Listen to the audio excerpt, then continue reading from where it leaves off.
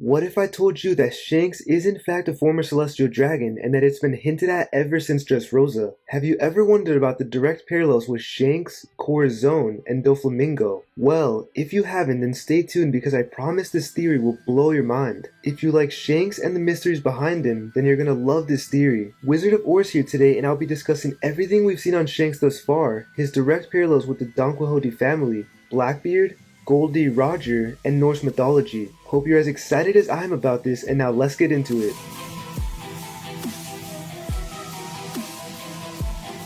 Shanks, the man who single-handedly stopped a war. Well, I guess with his crew too, but his name value alone was enough to have Sengoku command the Marines to stop the fighting. The man who has the name value to stop the war isn't a beast, but is actually somewhat a civil pirate who's willing to talk to people about disagreements or to discuss certain events. For example, we see Shanks discuss with Whitebeard what's going on with Ace. He tells him his thoughts on the situation and tells him what he believes Whitebeard should do. This seems to be a common thing for Shanks, since he's even able to meet up with other people in the world that are even higher than Whitebeard, the 5 elders.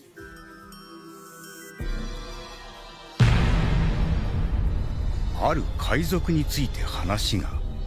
discuss more on the importance of him stopping a war later on in the video, and its importance to him being a celestial dragon. The 5 elders have brought up that Shanks doesn't seem to be interested in world conquest, which shows that they know a bit about him. Maybe this is hinting that they've met before the meeting at the Reverie. This scene is one of the most, if not the most, iconic scenes in all of One Piece because it shocked every single reader. How would Shanks be able to casually walk into Pangaea Castle and talk with the 5 elders? Also, why was he wearing a cloak as if he was trying to stay hidden and not be seen by anyone? What if he was able to meet them because he is a celestial dragon, or at least comes from a family that was once celestial dragons? I'm pretty sure that we've all thought about Shanks being a former celestial dragon at least once in our life ever since his meeting to discuss a certain pirate. Most people speculate that he was going to discuss either Luffy or Blackbeard. I'll get more into these characters as well later on in the video because those with the D in their name lay out a big hint on Shanks. Shanks' ability to even meet up with the 5 elders shows us that he may have some royal blood in him. This has been told to us since Dressrosa. Yes, in Dressrosa, Oda basically told us that Shanks is a celestial dragon through the Don Quixote family. Shanks Don Quixote?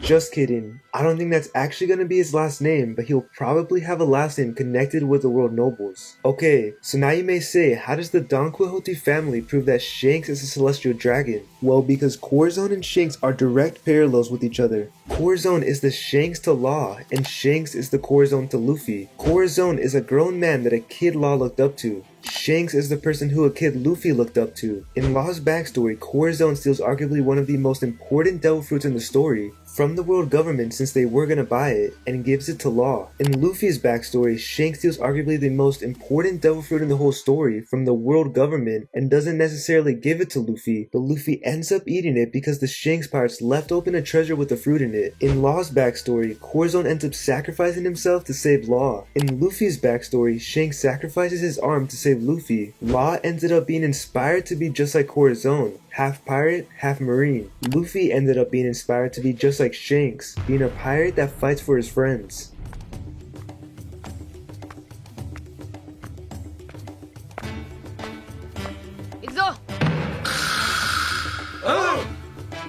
Law ended up calling his pirate crew name after Corazon, the Heart Pirates. By the way, Corazon means heart in Spanish. Then, Luffy ended up calling his pirate crew name after Shanks, or something that represents the next time he'll see Shanks, which is the Straw Hat. Corazon is a good former celestial dragon that helps someone with the Will of D, so I guess Shanks might be a good former celestial dragon that also helps someone with the Will of D. More parallels between the two would be that Corazon has a brother that depicts a clown, since Doflamingo's nickname is Joker. Shanks has a brother, or at least someone that is like a brother to him, in the way that Ace is Luffy's brother, that also depicts a clown. Another parallel would be that Corazon has a brother that became one of the 7 warlords, while Shanks also has someone like a brother who became one of the 7 warlords. Corazon doesn't like Doflamingo and they don't get along anymore since Corazon betrayed him. Kind of like how Shanks and Buggy don't get along anymore. Except, of course, one of them didn't, you know.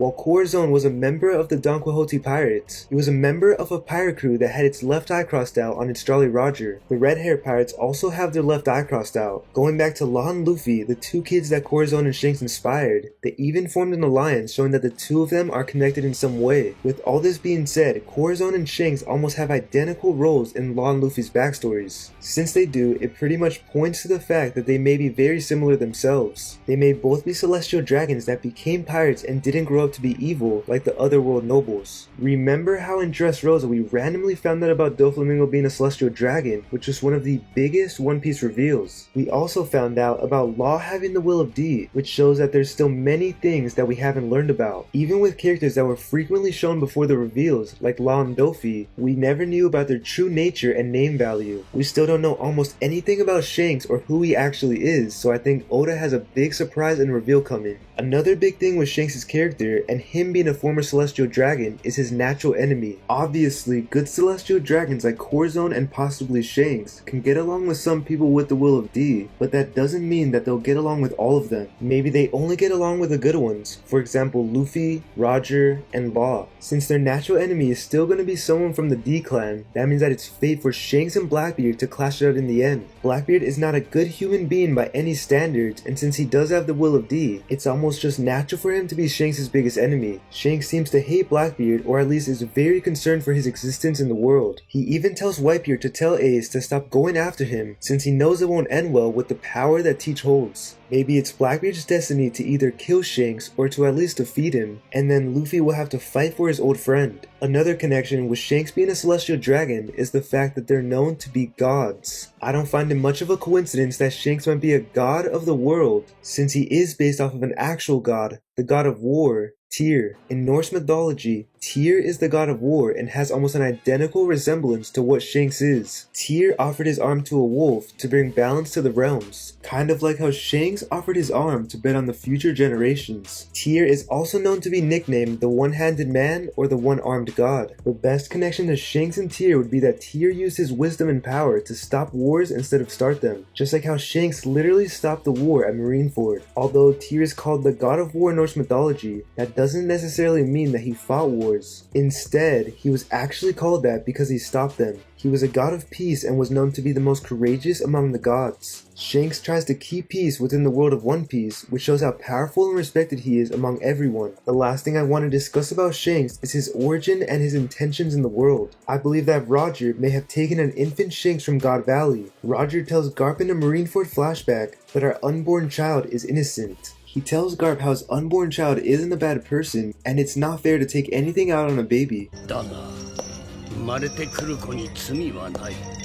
I believe this may foreshadow Roger saving a child from the legendary God Valley incident. The infant child ended up being Shanks, a celestial dragon who was as innocent as any other baby. Maybe as God Valley was going down, Roger realized that even though he hates the celestial dragons, an infant child is just like any other infant child and can be taught a different ideology than what his family believes in. Shanks is 39 years old, which would make him an infant or a baby at the God Valley incident. In the Odin flashback, we see Roger bring up how he hasn't seen a baby in ages, and then Ray Lee says that it reminds him of the old days. This could possibly be hinting at Shanks being the baby that was on the crew, and possibly even Buggy as well. Just like Roger saved a baby with a family that had bad blood, his own son was saved by someone as well. Now maybe Shanks eventually found out that he was a celestial dragon, which led him not to care about finding the One Piece. It seems like Shanks believes Luffy is Joy Boy and will be the one to find the One Piece ever since he ate the fruit. Shanks even decided to give him the straw hat, which is dear to his heart since it belonged to his former captain and the king of the pirates, Goldie Roger. I also wonder if Shanks learned about the giant straw hat and Mary Joyce or heard of its existence. This isn't very likely considering how deeply hidden it is, but it almost seems like Shanks has something on the world government. I don't see how he's able to walk in their castle right before the reverie is taking place, especially when they know that he's the one who stole the Gum Gum fruit from them. I also don't see how the world government wouldn't find out about Luffy having the Gum Gum fruit throughout the whole story. I mean, why would they not check the pirate crew that is literally called the Straw Hats? I think Shanks might have something to do with them not going after Luffy. Maybe he blackmailed them, or simply told them that he'll go to war with them for Luffy, or I don't know, but something about the situation just seems strange. I believe Shanks realized that it's not his fate to find the One Piece, but actually Luffy's, and then protected Luffy while being behind the scenes. This pretty much wraps up my theory on why I believe Shanks is a former celestial dragon and how Oda has hinted at it in Dressrosa. What do you guys think about this theory? Let me know any of your thoughts down in the comment section below. If you like this video and like One Piece content like this, then please remember to like and subscribe and turn on your notification bell. Thank you so much for watching. I hope you enjoyed this video and remember to have a great day.